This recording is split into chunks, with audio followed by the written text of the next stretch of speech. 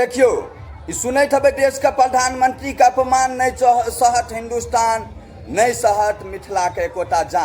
तो देख लियो कखनो एंटोनिया माइनो का औलाद जब फिरोज खान का पोता जो राहुल गांधी या राहुल खान गांधी या, कखनो जो लप्पू यादव घप्पू यादव जो हिंदू का गरियाबैत रहिए, कखनो स्टालिन बिहारी का कीड़ा मकोड़ा गंदी नाली का कहत रहिए, वो सब बिहार में रैली निकाले एग्जाम करे, लेकिन सब मिथिलावासी चुप रहिए। संगे संगे मिथिला के दरभंगा में जाकर प्रधानमंत्री कई तरह का बड़ भाषा का प्रयोग करते और अहाँ सब चुप छी, लाजबाक चाहिए।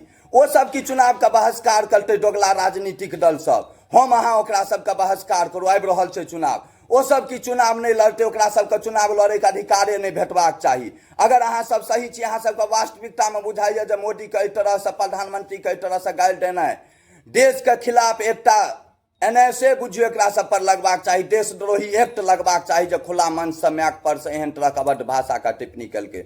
हमर विचार से सहमत छी, बहिष्कृत करू सब दोगला राजनीति दल का, वीडियो का ज्यादा से ज्यादा शेयर करो, अपन देश का सच्चाई हकीकत आ मिथिला का संस्कृति आ मिथिला का जो वास्तविकता है से बताओ।